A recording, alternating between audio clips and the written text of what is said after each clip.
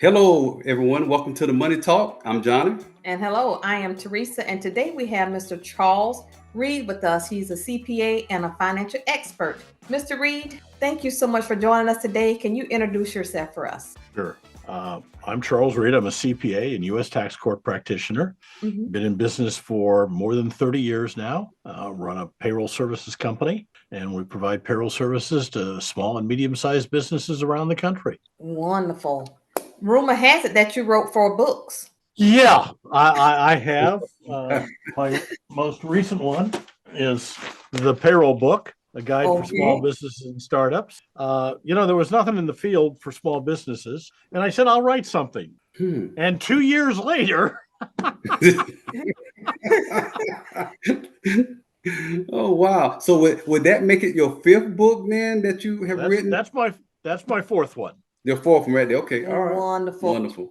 Wonderful. So let's hop right on into it here. So I know you also are like a tax expert too, and you deal with different tax penalties and tax laws and stuff like that. So one of the things I think would be good for like businesses to know, especially the audience to know, is what if you're a new business? What do you do to be tax compliant if you're a new business? First of all, you have to select the proper entity. You can be a sole proprietor, you can incorporate or an LLC, and each one, or a partnership, and each one's taxed different. So you need to understand what your tax obligations are for the entity that you're doing business in. If you're strictly a sole proprietor, then it's just a Schedule C on your 1040. If you're a S corporation, then you file an 1120S.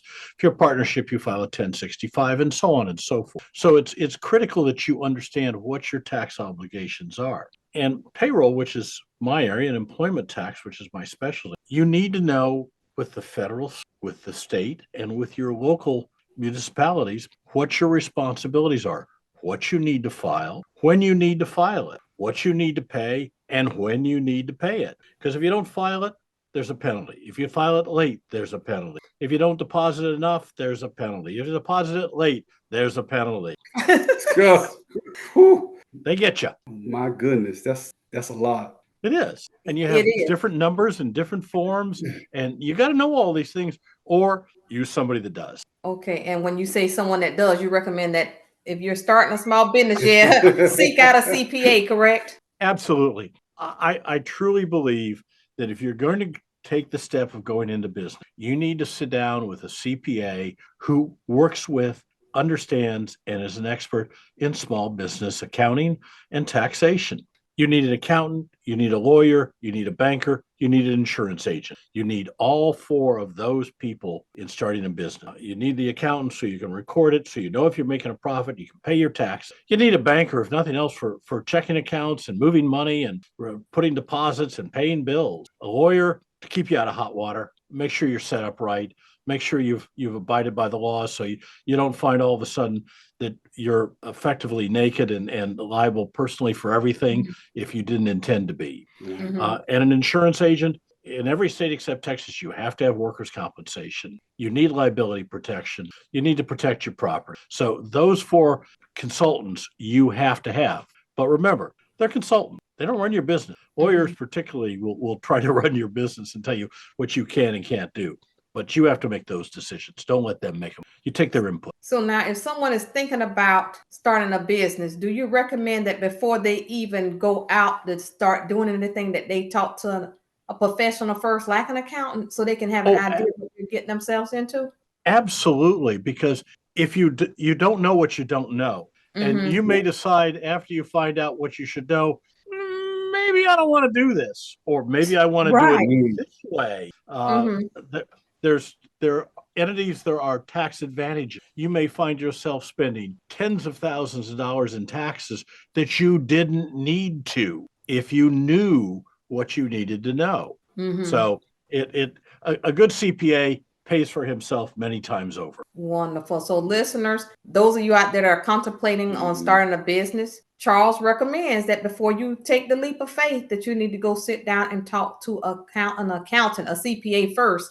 So really, so that you can see what you're getting yourself into before you get out there and then realize I made a mistake. That could be costly. Right, because let's say you start a business and you started as a partnership with your buddy. Mm-hmm. Well, you've just started the business in the worst tax entity you could start it in. Yeah, you Wow. can change, but it's going to be expensive to change. And in the meantime, you've wasted a whole bunch of money paying taxes you didn't need. Wow. And So, you said, and you said if you started with a buddy, that's the worst one. Could you explain that? no. It'll start with you start in a partnership. A That's a partnership. very, very poor tax entity to be Oh, operating in. So if you just start it with your friend, and the other thing about partnerships, if you start it with a friend or you start it with Yeah. an investor, whatever, you're both equal. Nobody runs it. In a corporation, somebody gets to be in control. And if you want to be in control of your own business, you want to make sure when you set it up that you are, that not somebody else is not, that you find yourself pushed out of your own business. And I've seen it more than once where people are pushed out of their businesses once it becomes successful by people who own a piece of it or part of it or have control of it one way or another. And they have options to do things and they do it and they take away your successful business that you built. So know what you're getting into, know the legal and accounting and financial and tax ramifications. and you know what? I just want to touch on that. A lot of people think people are their friends and they're so excited to go into business with them. And so, like the story that you just told, or the example that you just gave, a lot of people don't think about you better make sure you know what you're doing when you go into a partnership, because that's horrible if you go into a partnership with someone and your buddy, your best friend, basically gets you out of the business. Right. Well, better than that, and my partner and I, when I had a partner in my accounting firm, set up a buy-sell agreement. You're not only in business with your buddy, but you're in business with his widow's new husband. Oh. Because he dies, she gets his share, she gets remarried. Now you're in business with this guy you don't know. Oh. Now, Mr. Charles, I bet you some of these excited listeners that are wanting to go into business and they need a partner before they can pursue the business, they're not thinking about the consequences. Who thinks about that part? Yeah, nobody, because You do. CPAs do. Right. So you know what? If your partner passes, you have to deal with that widow. And then if they remarry, you got to deal with both of them. Right. So it keeps going down the line, down the line. Oh, wow. That's why, for instance, my partner and I set up a buy-sell agreement. We agreed on the price, and either one of our widows got bought out. Okay, that was agreed to up front before we signed before he bought into my company. We had an agreement because he didn't want to be in business with my wife necessarily or her new husband, and I didn't want to be in business with his wife. So, we agreed how it would work, and we funded it with insurance. So we were guaranteed the payments for my estate or his estate, and we didn't have to go into business with somebody else. That's wonderful. Now, can you explain what a buy-sell agreement is? We agreed that if one of us passed, that their estate would be paid for their stock. The corporation would buy their stock from their estate. It was a requirement, and we had an insurance policy that we had that would fund that. So if he died, his estate was required to sell the stock back to the corporation for a payment from the insurance company. If I died, my wife was required to have my estate sell my share to the corporation and she would be paid for it by the insurance policy. Okay. I've never heard of that. Yeah. So that is excellent information. Yes. Thank you so much. That was good. Yeah, thank you for explaining that, because I'm sure somebody in the audience definitely would need that. I guarantee you, somebody in your audience, they will lose a partner in the next month. Wow. They'll die of a heart attack. They'll be hit by a car, whatever. People die every day, and it's going to happen. And if you're not prepared for it, then you'll just deal with the consequences. They may not be pleasant. Well, and I got another question. What if you end up with a partner that's your best friend and they decide to go a little nuts on you? How do you protect yourself if that partner changes while you're in business? Well, that's why you have a buy-sell agreement that you can force them out, or they can force you out, or you don't give them control. You keep 51% of the controlling stock for yourself, and if you can't deal with them, you fire them. You'll have to pay them off, or they'll still get their share of the profits, or whatever you set up as your agreement with them, whether it be a partnership agreement, a buy-sell agreement, an operating agreement. Your lawyer can help you with all these. And yeah, it's a lot of work sometimes and some money up front. But if you're going to go into business with somebody, it's like marrying them. You need to know what you're getting into. And in this country, 50% of the marriages end in divorce, and the other 50% end in death. Wow. That's how a marriage ends, one way or the other. Right. So, and I was in business. Yeah, it is true. It's frightening, but if you don't get divorced, well, one of you is going to die. Right. I'm sorry. That's life. That's just the way it's going to be. We don't get too many trust in that. I was in business with my wife when we started the business together, and she's passed. So, it's life. Yes, it is. It is. That's true. One day we all going to meet that. So yeah. Yep. So Mr. Charles, so what if, you're in business and you're going great, and then you receive this notice, a tax notice from the IRS? What do you do with that? I mean, first thing, don't ignore it. Oh boy. It won't go away. And people do. It won't go away. And there are deadlines that if you don't respond, it becomes irrevocable. And you may not owe the money, but if you don't say something, you may end up owing it because you didn't say anything, and you can't change it. That happens at some point. First of all, read the letter. If you don't understand it, go to your CPA and ask him, what the hell does this mean? We get calls from clients all the time. Well, I got this letter and they're all upset, and I sent it to me. Let me look at it. Let me read it, because I understand these. And it turns out it's nothing. It's just, you need to do this, or we've changed this, or whatever.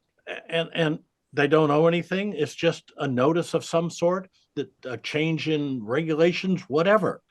Sometimes they owe money, and sometimes it's a simple mistake. The IRS didn't process a return. During COVID, millions of returns got lost by the IRS. Millions of them. I mean, they sat in outdoor, in semi-trailers, in bags, out in the weather, in the rain, for months on end. There was nobody to open the mail. So lots of things get lost. The IRS makes millions of mistakes every year. So just because they send you a notice, it doesn't necessarily mean anything. So understand it. Then once you understand it, respond. If they say, well, you didn't file this return and you did, send them proof you filed and a copy of it. If you didn't file it, well, now you know you need to, and get it filed. Right. If they say you didn't pay and you did pay, send them proof of it. I've had them actually lose electronic files. I have paid things electronically, and I have proof of it, but they say it wasn't paid. Their systems are not good. The IRS systems are obsolete. Some of it goes back to 1960s mainframe technology. Whoa. They're still hiring COBOL programmers. I was a COBOL programmer in the 1960s. They don't teach it anymore. It's a dead language, but they still use it. Okay. So yeah, it's the technology's obsolete. They don't have adequate budget for training. It's 100,000 civil servants that don't have a profit motive to provide customer service. So yeah, they have their problem. So don't think the IRS is always right, because in 2019, before COVID, they issued $13 billion in employment tax penalties. Approximately half of them were abated because they were in error. Wow. And that leads to my next question. What are employment tax penalties? What are that? Like, for someone getting ready to start their business, don't have a clue. Okay.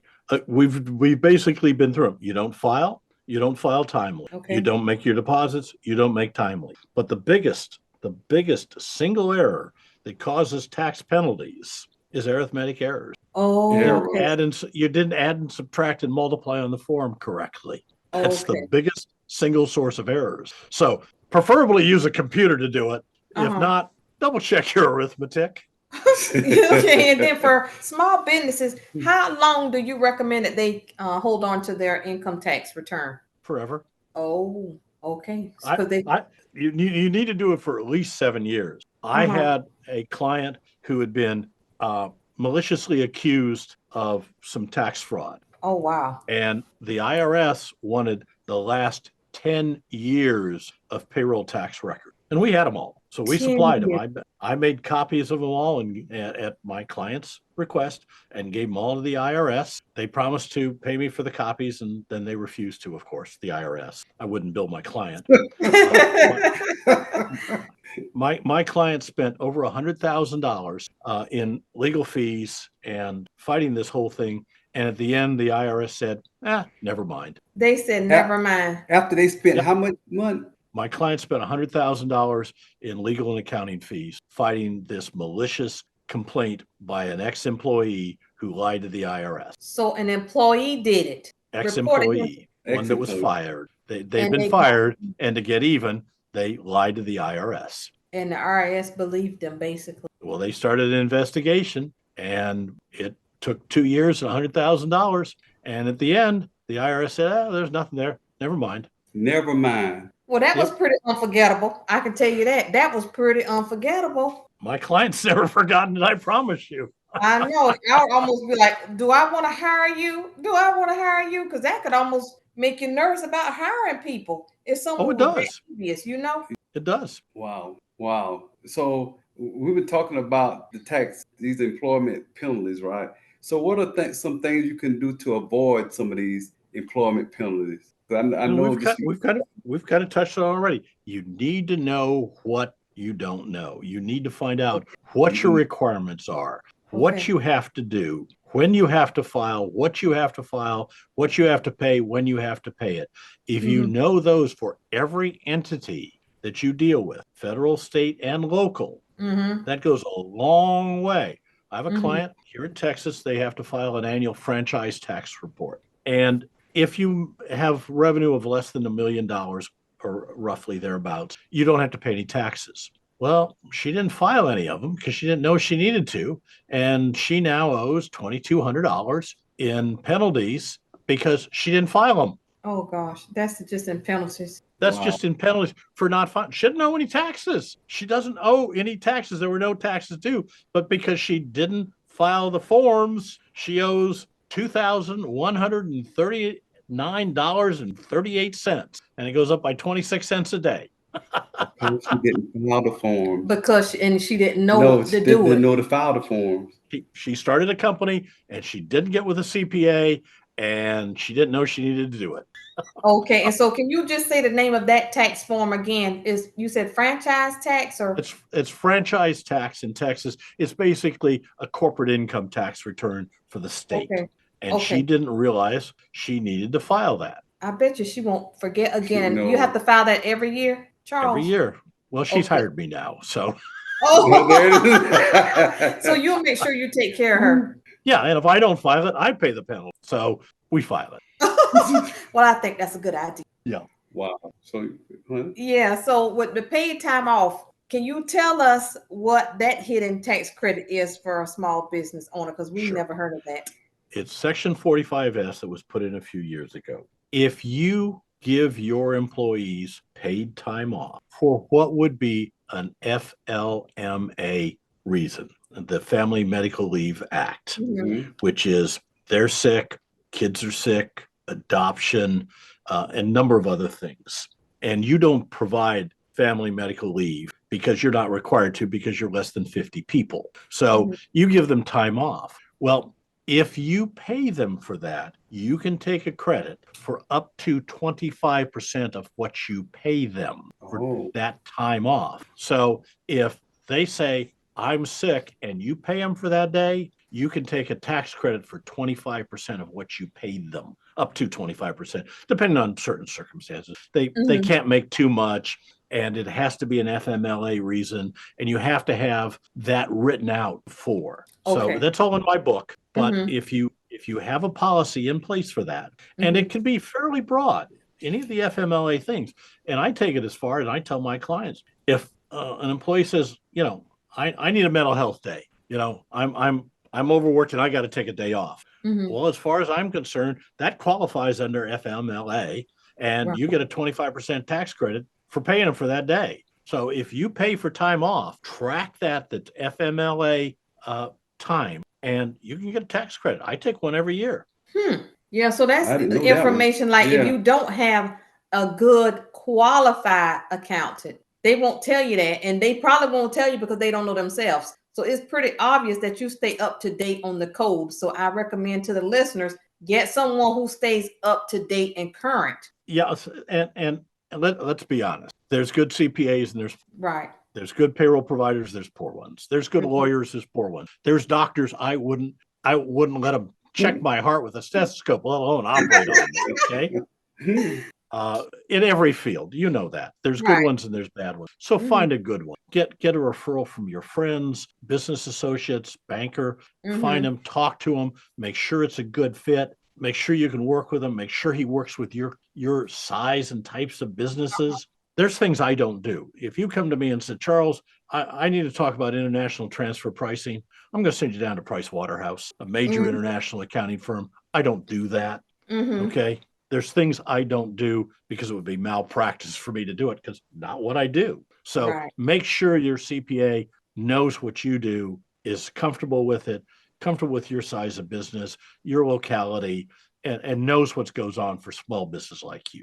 Okay, I like that information. Yeah, I do too. That's very valuable to the audience because a lot of people may not know that. So, so thank you for sharing that, Charles. So one of the things that also I think intrigued both my wife and I with your business, you was kind of saying that you started your business from 1K and you grew it to like 7 figures. Could you talk about that a little bit and share that with the audience? It's a lot of hard work. It's a lot of time up front. Ruth and I started it together. I'd been in the corporate world for a number of years. After my military service, I went to college and then went to the corporate world. Spent 15 years and decided I was never going to get to the top of a business. I didn't have the political skills. I was unwilling to stab people in the back and toss them off the ladder. So we started our own firm because I grew up in a family firm. And it was just Ruth and I to start with. And we grew it one client at a time. My biggest mistake was not hiring marketing people sooner. But in the beginning, as an entrepreneur, you wear all the hats. You have to do everything. I mean, that's just life. You have to do everything. You hand them off as quickly as you can afford to hire people. I remember the first person I hired that didn't generate revenue. She wasn't an accountant, wasn't a salesperson. She was my office girl. She was worth every penny. She gave better telephone than any person I've ever known. Once she talked to a client, she knew them. The next time they called, she greeted them by name. She could recognize their voice. She was wonderful at it. That was a very hard hire for me because she didn't generate revenue directly. Indirectly, she did, and she was worth every penny of it. So we grew. One client at a time, word of mouth. We stayed on top of things. We were the first green payroll in the country. We moved into the internet very early. We're a national firm now because of that. Wow. Rather than a firm. So we were the first crypto payroll company. We've done a lot of things. We try to stay very current, very on edge with technology and changes and software and techniques. Our job is to keep up on payroll, and it used to be accounting, and now it's just payroll. And all the changes that happen. I stayed with payroll because you really can't do both. You can't be a payroll expert and a tax expert. I'm a payroll tax expert, but not an income and corporate income tax expert anymore. Can't do it all. You can't be everything to everybody. Right. So I sold the accounting practice to my partner. He now a separate corporation, and I kept the payroll and separate corporation, and so it's all mine. And my employees, they own parts of it. They're going to get it when I die. They help build it. They should reap the rewards. I can't take it with me. That's true. That's right. So true. We won't take nothing with us. Nope. Piling in the coffin with you just doesn't do any good. No, you're right. You need to just leave it here for somebody else to use it. And so now that I've heard what you said, what you starting your own small business, for our young listeners out here that want to start their own business, one of your regrets was not hiring a marketing person. What other regrets that you have that maybe can help someone else to do it different? Oh, because marketing is a really big thing now with the social media, and it takes so much, even just to get somebody attention for 30 seconds. Absolutely. And I thought I could market. And when I got big enough that I didn't have time for it, I said, okay, I'll hire somebody. And within 2 weeks, I realized that I can't market my way out of a paper bag. They showed me I didn't know what the hell I was doing. That's my biggest regret. Other than that, I don't have a whole lot of regrets. That would have grown us faster, but Ruth and I ran the business, and then she retired to build the house, and she was older than I was, and then she had her stroke. But my staff, when Ruth had her stroke, she spent 3 weeks in ICU, and I was there every day. I would come by the office on the way to the hospital, and maybe stop by on the way after they kicked me out after visiting hours. And then I go back in the evening. My staff made the company run. So my leadership style comes from it's mission, men, and self. The mission here is to, and in the Marine Corps, you accomplish the mission regardless. Here it is to provide perfect payroll on time, every time. And we work very hard at doing so. The next thing you do is take care of your men. You take care of your customers, you take care of your employees. If you do that, they'll take care of you. And then and only then do you take care of yourself. If somebody is not going to get paid, it's going to be me, not my employee. If somebody has to be shorted, it's me, not my employee. I can't do the whole business without them. If I don't keep them happy and dedicated to the business, then I'm in deep trouble. So it's mission, men, self, and that gets rid of a lot of regrets. I mean, I've made some bad hires over the years, and that's too bad. But I take care of my people. We have very, very low turnover. I haven't had to hire anybody in 5 years. Wonderful. Whoa, that's great. Even through COVID. That's good. It really is. Yeah, they all work from home. We're set up with all the computers. Everybody can do their work from the house. The only people that came in for weeks were myself and Michael, my videographer, because he had his sophisticated equipment here, and it works better in person than at home. But just two of us rattling around in a 6,000-foot building. We barely saw each other. Right, y'all didn't. So. Wow, and what you just really spoke of is employee engagement, because what you were doing is you was really treating your staff really well, which then in return it reciprocated back to you. So yeah, that was great. Yeah, and Charles, what I want to add, now in our economy, there's a lot of layoffs, big companies and small companies. So for our small business owner, they might be in a slump financially with their business, and they just cannot see any way out. Can you give recommendations as to when they need to know it's time to turn in the towel? Well, again, talk with your CPA. He'll look at your financials that he prepares, and he should be telling you what's going on. You should understand your financials. That's why you sit down with your CPA, so he can explain to you what's going on, where the profit is, where the losses are, what's happening in the marketplace with you. And you need to look at that, and you need to look at the market, and you need to make a determination. Is this something that'll make it go? And if you come to the decision it's not going to, then suck it up and close it down. I mean, it's never fun, but sometimes, you have to take your losses and move on. A lot of entrepreneurs or serial entrepreneurs, your first business may not be your most successful. That's life. It happens. We make judgments. We have opinions. We have thoughts for the future, and they don't work out. I've had to turn my business more than once. I've tried things in marketing and sales and other things, and sometimes they work, and sometimes they just don't. And you have to accept that. Well, for instance, pay-per-click marketing. We've all heard of it. You click on an advertisement, and I pay for that click.